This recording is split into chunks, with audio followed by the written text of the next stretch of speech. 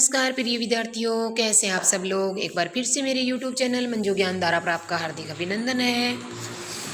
सबसे पहले आप सभी को मेरी ओर से धनतेरस की ढेर सारी शुभकामनाएं। उसके बाद हम देखेंगे आज आदिकाल को किसने क्या नाम दिया। इससे पहले हम 2 क्लासें कर चुके हैं। अगर आपने देखा है तो बहुत अच्छी बात है, नहीं देखा है तो चैनल के प्लेलिस्ट में जाके आप देख लेना। आज हम जानेंगे आदिकाल को किसने क्या क्या कहा। छोटा लेसन है लेकिन परीक्षा की दृष्टि से महत्वपूर्ण है। 1 या 2 क्वेश्चन जरूर बन जाएंगे, तो आप इसको ध्यान से देखना। देखो, आदिकाल को किसने क्या कहा। हिंदी साहित्य के इतिहास में आदिकाल का नामकरण यानी आदिकाल को और अन्य किस नाम से करा गया, किसने किस नाम से जाना। तो आपसे अगर पूछ लिया जाए ग्रियर्सन द्वारा आदिकाल को क्या नाम दिया गया, तो आपको बताना है चारण काल नाम दिया गया। क्या नाम दिया गया? चारण काल नाम दिया गया। अब इसको आप याद कैसे रखोगे?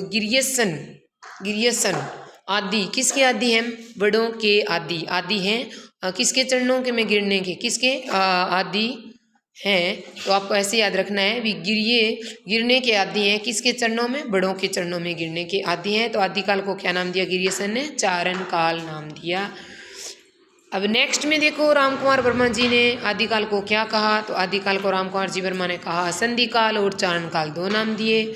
आदिकाल को राम कुमार वर्मा ने 2 नाम दिए। कौन कौन से? संधि काल और चारण काल नाम दिया। तो आप इसको कैसे याद रखोगे? राम कुमार वर्मा जी ने आदिकाल को संधि काल और चारण काल नाम दिया। इसको आप कैसे याद रखोगे? जैसे ये यहाँ दे रखा है राम, तो राम के हिसाब से आप याद रखोगे राम। हम क्या करते हैं? राम के चरणों के साथ क्या करते हैं? संधि। ऐसे याद रख लेना, यानी राम से राम कुमार वर्मा, चा से चारण काल और संधि से संधि काल हो जाएगा। अब आचार्य रामचंद्र शुक्ल जी ने क्या नाम दिया आदिकाल को? तो आचार्य शुक्ल जी ने वीरगाथा काल नाम दिया। और ये तो मैंने आपको बहुत अच्छे से बताया है जब हमने हिंदी साहित्य इतिहास की जो परंपरा का अध्ययन किया था। हिंदी साहित्य इतिहास की परंपरा जब जानी थी तो उस टाइम हमने जाना था आचार्य रामचंद्र शुक्ल जी ने आदिकाल को वीरगाथा काल नाम क्यों दिया, किस आधार पर दिया, ये सब मैंने पिछली वीडियो में आपको बताया है। अब देखेंगे भी मिस्र बंधुओं ने आदिकाल को क्या कहा।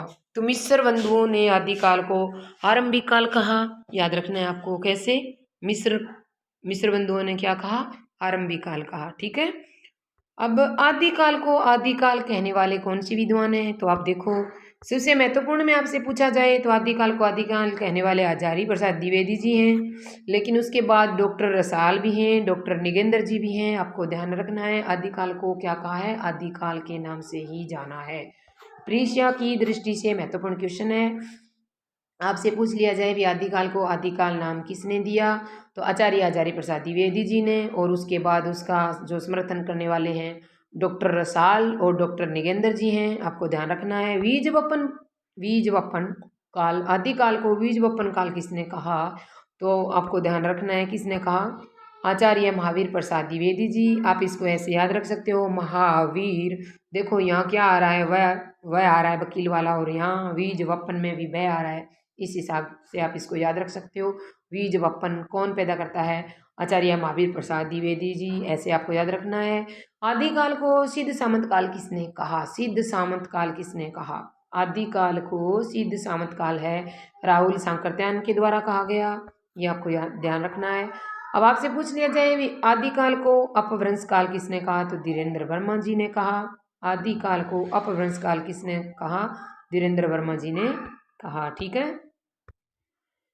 नेक्स्ट देखो, आदिकाल को शून्यकाल किसके द्वारा कहा गया? भी आदिकाल को शून्यकाल किसने कहा? तो आपको ध्यान रखना है गणपति चंद्रगुप्त जी ने कहा। डॉक्टर गणपति चंद्रगुप्त जी ने आदिकाल को क्या कहा?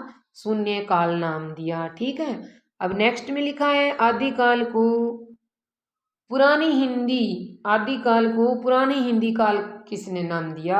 आदिकाल को पुरानी हिंदी तो किसने नाम दिया? चंद्रधर शर्मा गुलेरी जी हैं। लेकिन आप ऐसे पुरानी पुरानी कौन है? गुलेल है। इस हिसाब से आप याद रख सकते हो।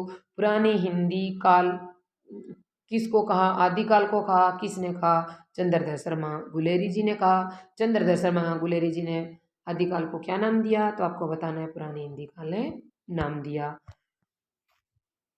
आज बस यहीं तक मिलते हैं नेक्स्ट वीडियो में। तब पढ़ेंगे हम आधुनिक काल को किसने किस नाम से जाना, रीतिकाल को किसने किस नाम से जाना, सबसे पहले पहला कवि किसने माना, पहली रचना किसने मानी, ये सब नेक्स्ट वीडियो में हम जानेंगे। तब तक के लिए आप सभी को मेरा प्यार भरा नमस्कार। जय हिंद, जय भारत। एक बार फिर से आप सभी को मेरी तरफ से, आप और आपके परिवार को दीपावली की ढेर सारी शुभकामनाएं।